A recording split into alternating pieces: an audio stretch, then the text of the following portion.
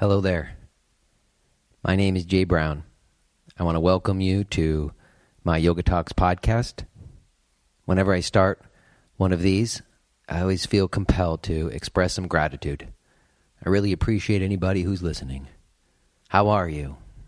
I'm wondering about you. I'm wondering, what are you doing right now? Are you in your car driving? Are you jogging? Maybe you're sitting at your desk. You've got some headphones on. You're listening to this on the down low. Nobody knows. I don't know. But I like the idea of it, that there's people out there and that they might be listening to this. And you're in your life and you're in whatever that situation is for you right now. And I'm in your ear. And I appreciate that. Thank you for taking the time.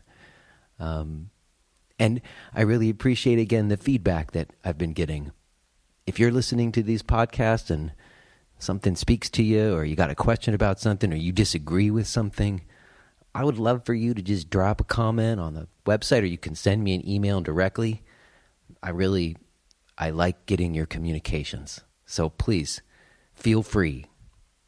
And I got one communication from somebody I've known for a long time, and he used to come to my class, and then he moved away, and I don't see him so much anymore. And he was saying that, when he used to come to my class, I would always talk about stuff in class, like the stuff that I write in my blog. I've often spoken about some in my class. So people who come to my class regularly, when they get the blog post, oh yeah, we were talking about it. So I work through some stuff in my mind, and that ends up being like some carefully constructed words. But he was saying that, I started this podcast, and he thought, oh, I'll get to hear Jay talk about stuff like he used to talk about stuff when I was in his class. And he's saying, well, I really appreciate the conversations so far. They're really cool. I would love to hear more from you. And I don't know, I was sort of thinking that, oh no, the podcast isn't about me talking about stuff. It's about hearing other people and learning from other people, that the blog is where I speak all my opinions, and that the podcast isn't about me just talking about my stuff, But I realize that it is different, sitting here right now and talking into this microphone. I'm not carefully constructing my words, I'm speaking more unfiltered in the same way that I do in class. And so this month, it just so happens that the actual conversation with Richard Karpel, it's a little bit shorter. I recorded like over an hour with him, maybe an hour and 20 minutes, but I'm only going to play for you about 40 minutes of that conversation. I'm going to explain why that is. But first, it does mean that maybe there's a little bit more time, and so I thought maybe I would try to say a little something today. If you're annoyed by this, you can fast forward, but for me, whenever I am talking about any stuff, whether it's in my class or whether it's about my blog, it's always the same process. I'm always just looking to where life is most pressing for me. Where is the difficulty, or where's the pain, or where's the confusion, or where's the discontent? Like wherever things aren't going right or seemingly not right, that's where my yoga practice needs to go. And right now for me, that's all about my marriage. My wife and I, we have a daughter, a 5-year-old daughter, and we wanted to have a second child, and we tried for a long time, and we had troubles, and we weren't sure we were ever going to be able to have a second child. And then it happened, and now she's 10 months old. And I remember, like, when we first got pregnant the second time, it was right at a point where with our first daughter, we started to get like a little bit of our lives back. Anybody who's a parent knows is like you kind of give up all of your own free time for that first couple of years. But then she started to go to school. She was getting older, and like we had more time. And I thought, oh wow, I want to be a student again. And I took a course, and we got the basement together, and my wife started making artwork again because she had completely sacrificed her studio practice when she had our first daughter. And when we got pregnant again, we looked at each other and we knew, we said, okay, well, we're giving this little bit of our lives that we just got back up again. And we have to accept that. We know we have to do that. That's part of the deal. So now we're 10 months in, and we've gotten some of over the initial milestones.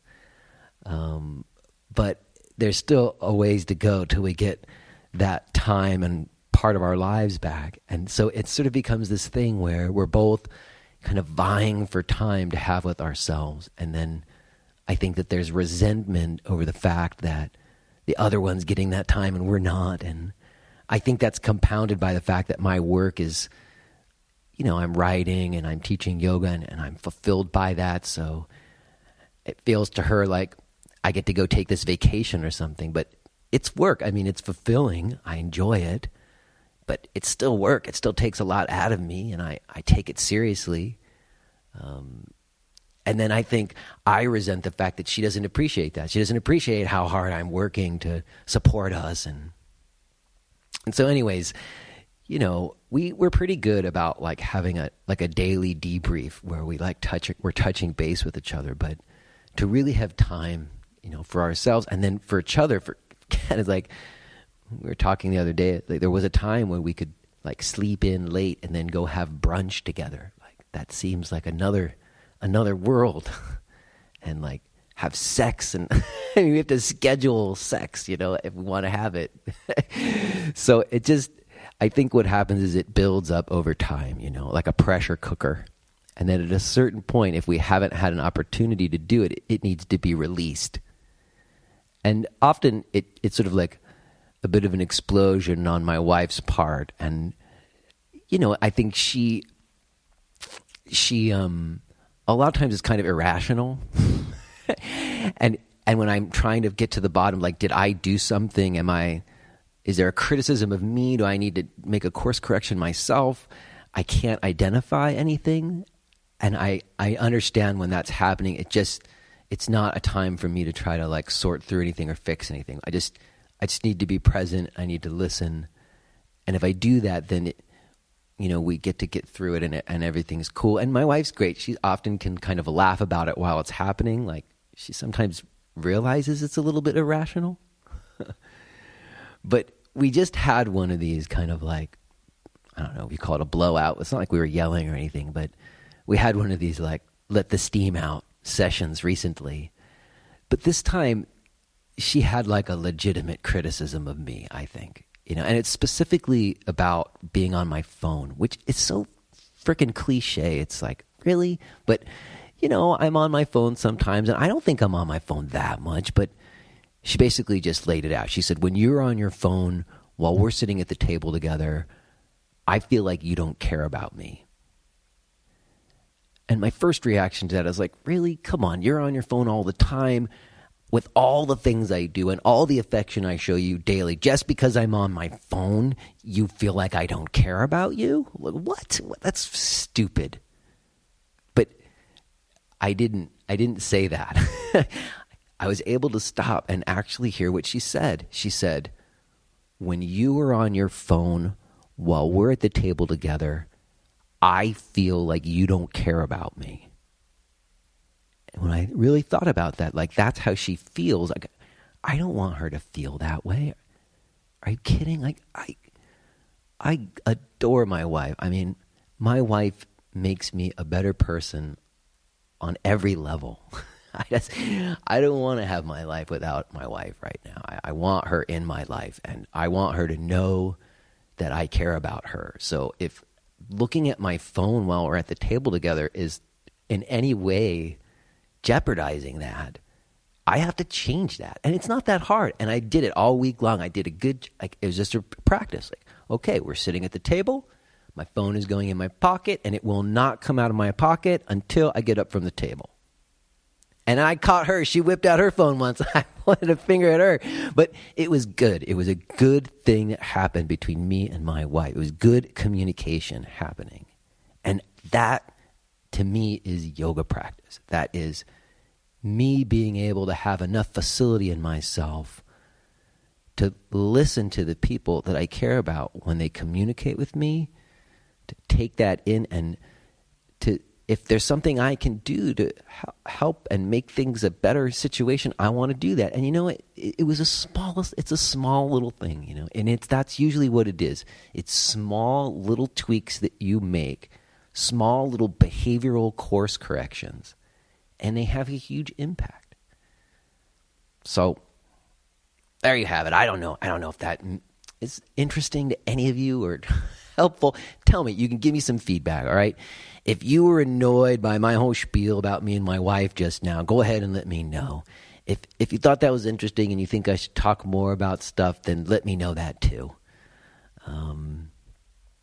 We'll see. In any case, let's move on to my conversation with Richard Karpel and why it's only 40 minutes long. You see, what happened is I'm on a learning curve with this podcast thing, and I should say first of all, this episode with Richard, it's the first time I wasn't in the same room with somebody. It was a recorded audio call. All the other ones I've been in the same room, and there is a big difference there when it's like a phone call. And also, I wanted to talk to Richard Karpel because the Yoga Alliance is so messed up. I just don't know what's going on there. And he left in a shroud of mystery, and nobody knows why he left. And some times passed, and I thought, we were friendly. And when I sent the invitation to him, he accepted it. And I thought, cool, maybe I can get Richard to say something real about the Yoga Alliance so we can have a clue about what the hell is going on with that organization, Because it got better when he was there, and now he's gone, and I think it sucks again. But in any case, I had a plan, and my plan was to not start there, not start talking about the Yoga Alliance. I guess I was a little bit concerned that I didn't want it to feel like a gotcha interview or something. I didn't want it to feel like an interview. I just wanted it to be like a conversation. So my plan was that I'm just going to ask him about his life, learn about him, ask him about his childhood and, kind of track his life trajectory up until he got to Yoga Alliance, so that we would be settled into the conversation and he'd be comfortable, and then maybe he'd be more open to giving us some real stuff about it, And so I executed the plan really well. And you know what? We had this great whole long 30 minutes where I learned all about him. And, it's not that his life is not interesting. And if Richard's listening to this, I apologize. We didn't cut it out because you're not an interesting guy. It was just that when we did go back and listen to it, it was the whole reason I wanted to talk to Richard was to have this conversation about Yoga Alliance. So having this conversation about Richard's life first, it didn't feel that engaging. It felt like we're going to lose people, I don't know how many of you tuned into this because you want to hear Richard Karpel's life story. Not that it's not an interesting story. I mean, he was a lawyer who decided not to be a lawyer and worked in a record store, and then he advocates for independent business. I mean, he's an interesting guy for sure. But my producer, came up with a good idea, which is let's just listen to the conversation that you really wanted to have with him, which we did get to. So about 30 minutes or so into our conversation, we finally got to Yoga Alliance and had the conversation I wanted to have with him. And that's what you're going to listen to. And I do have some things I want to say, some conclusions about it, but I'm going to wait to say it on the other side. I want you to hear the conversation I had with Richard first, and then I think that there's maybe a few things to say after. But let's listen to it. Let's listen to Richard Karpel.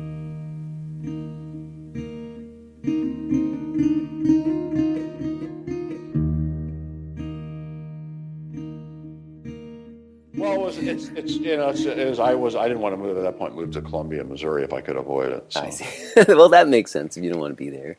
And so how did you find out about the Yoga Alliance gig?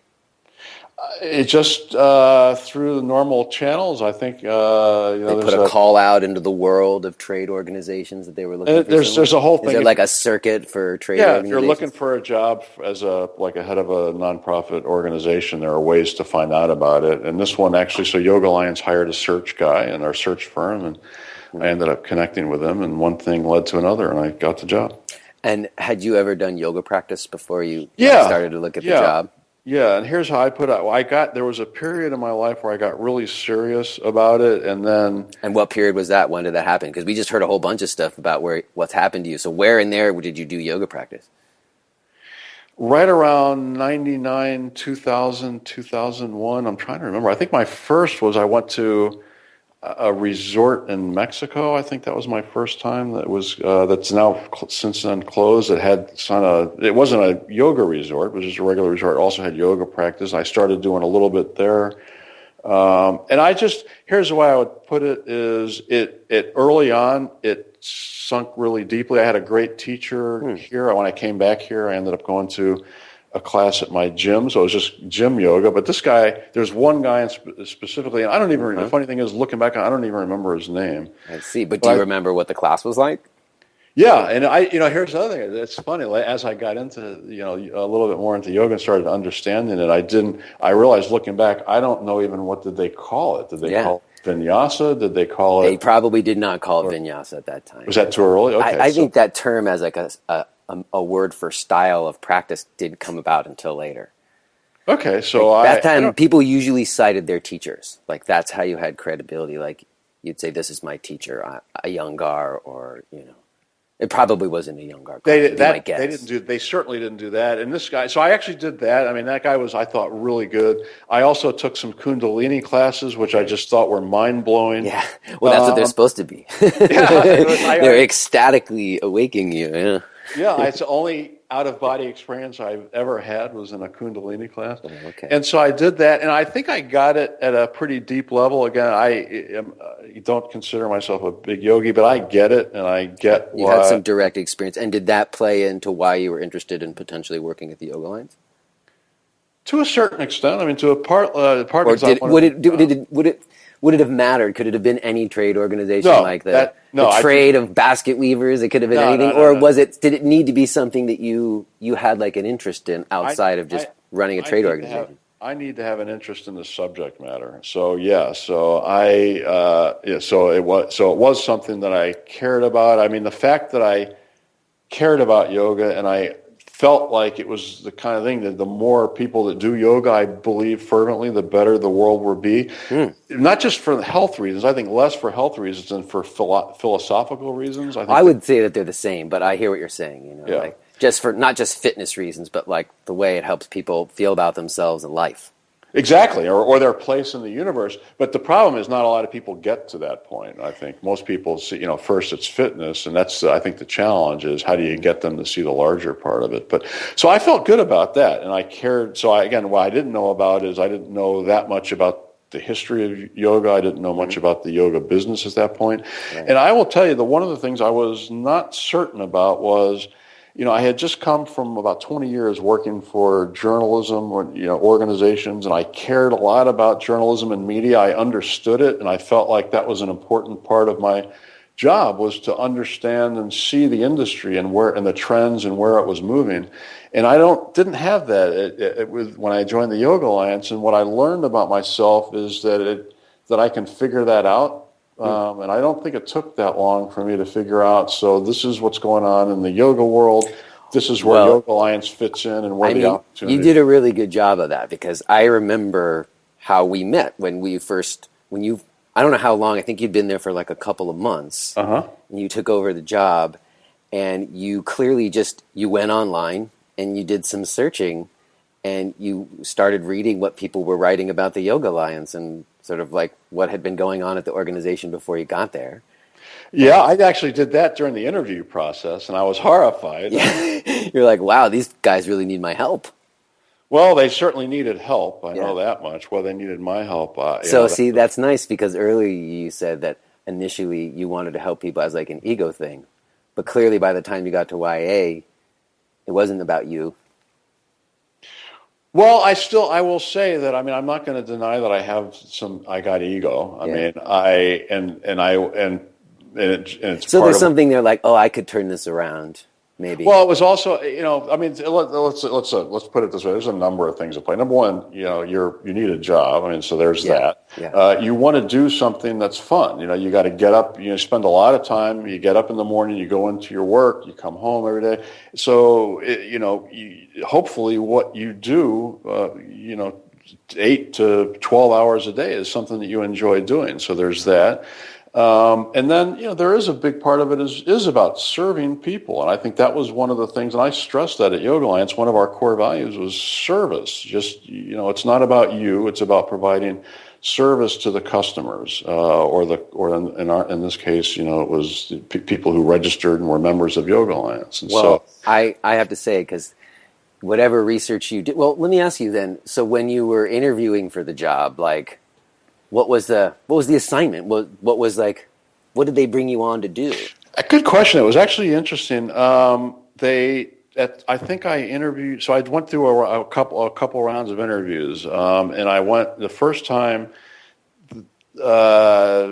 Just general stuff. I think for the second interview, they said, well, here's Yoga Alliance's challenge, and it had to do with the credentialing system. Right. And basically, how would you add credibility to this credentialing system? And so I had never. And did you come up with the idea for social credentialing that early at that point? No. Actually, I'll tell you, and this is, if you want to know the truth, it wasn't my idea. The idea was the guy who's still the chairperson of Yoga Alliance, Brandon Hartzell. And it's interesting because even during the interview process, Brandon was thinking about that because I did my presentation, and it was based on. What did you say? What were you going to do to make it better? I just did. Here's what I did. I said, and this is all you can do. I said, look, obviously I need to know more about the organization and where it's at but I've done a lot of study about credentialing systems and what works and what doesn't work. I actually even worked with a consultant to help me during that process to learn more about credentialing systems.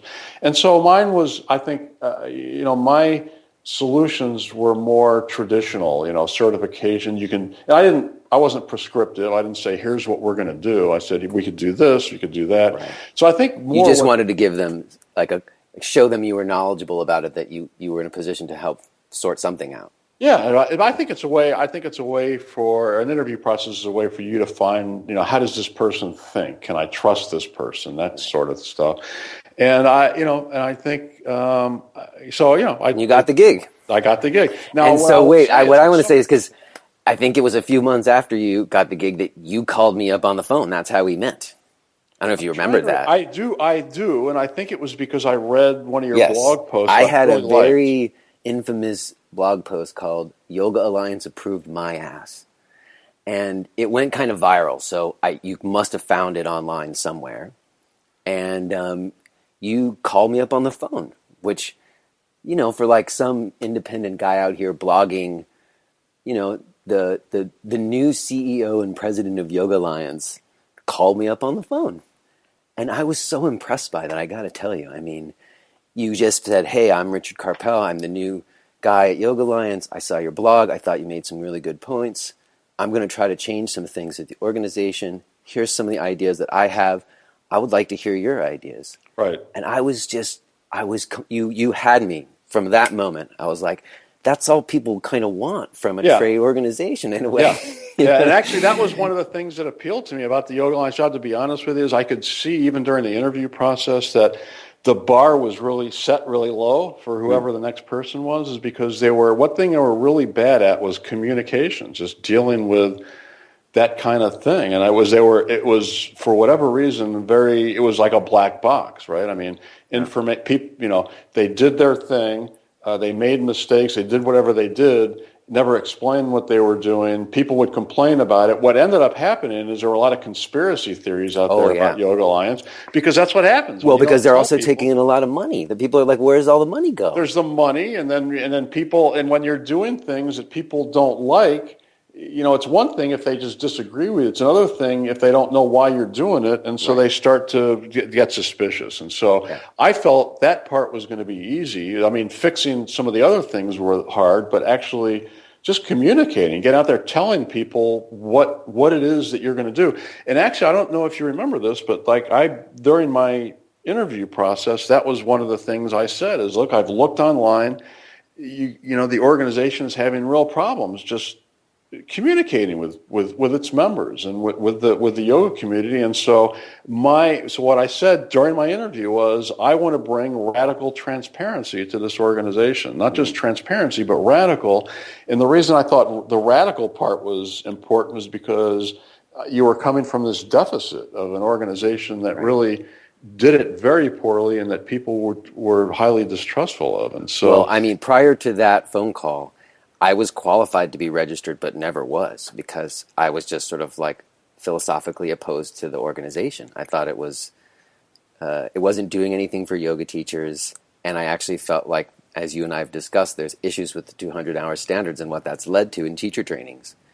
And so, you know, I did teacher training for a couple of years when I wasn't registered, and it was just like it would always have to start with explaining why I wasn't registered. Because if you go online and you Google how to choose a yoga teacher training program, the first thing on the list is make sure it's registered with the Yoga Alliance, even though that doesn't necessarily mean anything. And so I just would have to spend a great deal of energy kind of explaining to people why I didn't support the Yoga Alliance, why I wasn't registered even though I was qualified to be.